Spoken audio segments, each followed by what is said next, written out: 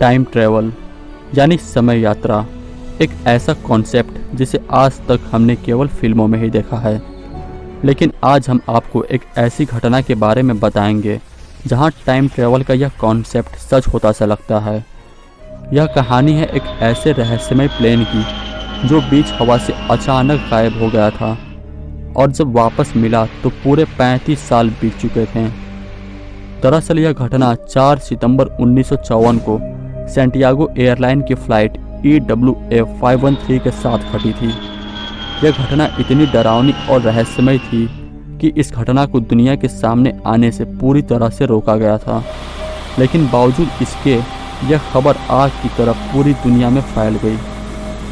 4 सितंबर 1954 को Santiago airline की flight EWF 513 ने वेस्ट जर्मनी के एक एयरपोर्ट से 92 लोगों के साथ पोर्टे एलेग्रे ब्राज़ील के लिए उड़ान भरी। शुरू में सब कुछ सही जा रहा था, लेकिन कुछ ही घंटों बाद फ्लाइट का कांटेक्ट कंट्रोल रूम से टूट गया। कंट्रोल रूम से कोई भी व्यक्ति न तो पायलट से संपर्क में था और न ही कोई पायलट किसी को संपर्क कर पाने में सफल हो पा रहे थे। कंट्रोल स्टेशन ने फ्लाइट के पायलट से भी संपर्क करने की पूरी कोशिश की, लेकिन कुछ भी हाथ नहीं लगा। काफ़ी प्रयासों और सर्च ऑपरेशन के बाद सबने यही सोचकर उम्मीद छोड़ दी कि इस फ्लाइट को शायद नीला आसमान निकल गया है। यात्रियों के परिजन और अन्य लोगों ने भी मान लिया कि अब उन्होंने इन यात्रियों और EWF 513 को हमेशा के लिए खो दिया है और वह कभी भी वापस नहीं आएंगे। इस घटना का सैंटियागो एयरलाइन पर इतना बुरा असर पड़ा कि कुछ दिनों बाद ही सैंटियागो एयरलाइन को हमेशा के लिए बंद कर दिया गया। लेकिन फ्लाइट और यात्रियों की खोज फिर भी जारी रखी गई, लेकिन किसी को भी इससे जुड़ी कोई भी खबर नहीं मिली। लगभग 35 साल ऐसे ही बीत गए। अब तो लोग इस घटना को भूलने भी लगे थे। लेकिन 12 अक्टूबर 1989 की सुबह एक ऐसी घटना घटी जिसने सभी को चौंका दिया। इस दिन की सुबह पोर्टे एलेग्रे एयरपोर्ट के रडार में एक अननोन प्लेन दिखाई दिया जो तेजी से पोर्टे एलेग्रे एयरपोर्ट के रनवे की तरफ बढ़ता जा रहा था। जब एयरपोर्ट के ट्रैफिक कंट्रोल रूम तक यह खबर पहुंची तो सभी ने अपना ध्यान इस प्लेन पर केंद्रित किया। लेकिन जैसे ही प्लेन नज़दीक आया तो सब एकदम हैरान और परेशान हो गए, क्योंकि उन्होंने प्लेन पर सैंटियागो एयरलाइन लिखा हुआ पढ़ा था। लेकिन अब तक तो सैंटियागो एयरलाइन को बंद हुए 35 साल बीत चुके थे, तो यह फ्लाइट बिना किसी चेतावनी के कैसे आ सकती थी और अब तक कहाँ थी। सभी लोग इसी बारे में सोचकर घबरा रहे थे और थोड़ा डर भी रहे थे। कंट्रोल रूम के लोगों ने फ्लाइट के पायलट से संपर्क करने की कोशिश भी की, लेकिन उन्हें कोई जवाब नहीं मिला। यह घटना जितनी उत्सुकता पैदा करने वाली थी उतनी ही डराने वाली भी थी। लेकिन अभी कंट्रोल रूम के लोगों को इस बात का बिल्कुल भी एहसास नहीं था कि यह घटना और भी डरावना रूप लेने वाली है, जिससे उनके होश उड़ने वाले हैं। खैर, इसी बीच प्लेन पोर्टे एलेग्रे एयरपोर्ट पर लैंड हुआ। जब पायलट से संपर्क करने पर कोई जवाब नहीं आया, तब वहां मौजूद लोगों ने प्लेन के अंदर जाने का फैसला किया। जैसे तैसे वहां के लोगों ने प्लेन का दरवाज़ा खोला, लेकिन वो अंदर जाने के नाम से डरे हुए थे। लेकिन मन में एक जिज्ञासा भी थी कि आखिर प्लेन के अंदर चल क्या रहा है। हिम्मत करके जैसे ही लोग अंदर गए तो प्लेन के अंदर का मंजर देखकर सभी हैरान हो गए।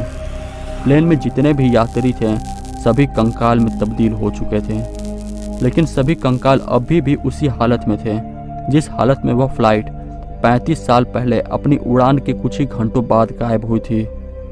यहाँ तक कि सभी कंकालों की सीट बेल्ट भी बंधी हुई थी। अब यहाँ लोगों के मन में काफ़ी सवाल भी थे, जिनका जवाब लेने के लिए एयरपोर्ट अथॉरिटी के लोग कॉकपिट के दरवाजे की तरफ पायलट से मिलने गए। लेकिन जैसे ही उन्होंने दरवाज़ा खोला तो एकदम हक्के बक्के रह गए।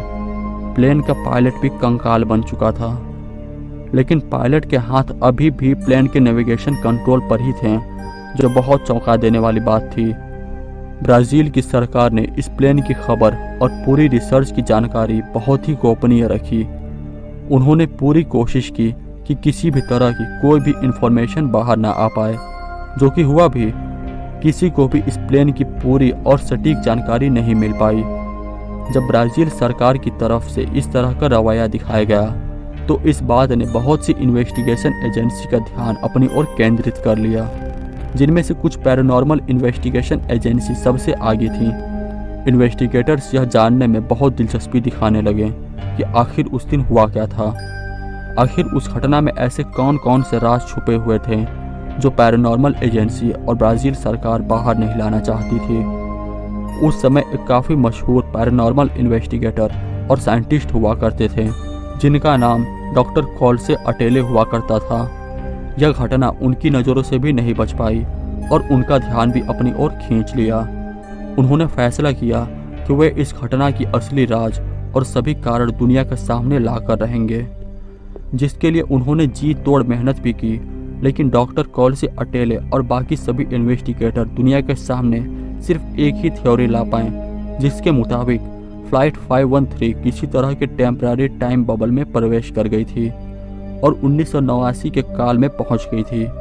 अगर इसको आसान शब्दों में समझा जाए तो फ्लाइट 513 किसी तरह के टाइम ट्रेवल में पहुंच गई थी, जिसकी वजह से यह अद्भुत यात्रा हुई। लेकिन यहाँ एक सबसे बड़ा सवाल था जो किसी भी थ्योरी को गलत साबित कर सकता था, और यहाँ तक कि इस सवाल की वजह से इस घटना की वास्तविकता पर भी संदेह किया जा सकता था। क्योंकि अगर एक पल को मान भी लें कि यह फ्लाइट टाइम ट्रेवल बबल में एंट्री हुई और 1989 में पहुंच गई होगी, लेकिन 1989 में पहुंचने के बाद फ्लाइट को पायलट का कंकाल सकुशल लैंड कैसे करवा सकता था। तो कुछ लोगों का कहना है कि प्लेन में ऑटो पायलट मोड मौजूद होने की वजह से प्लेन लैंड हो पाया।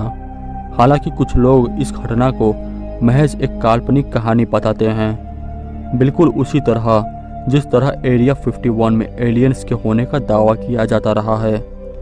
लेकिन कोई भी नहीं जानता कि आखिर इस पूरे घटनाक्रम के पीछे क्या राज छुपा हुआ है। तो आपको इस घटना के बारे में क्या लगता है, अपनी राय कमेंट बॉक्स में ज़रूर दीजिएगा। और अगर वीडियो अच्छी लगी हो तो लाइक कीजिए और हमारे चैनल को सब्सक्राइब करके पास बने बेल आइकन को भी ऑन कर दीजिए।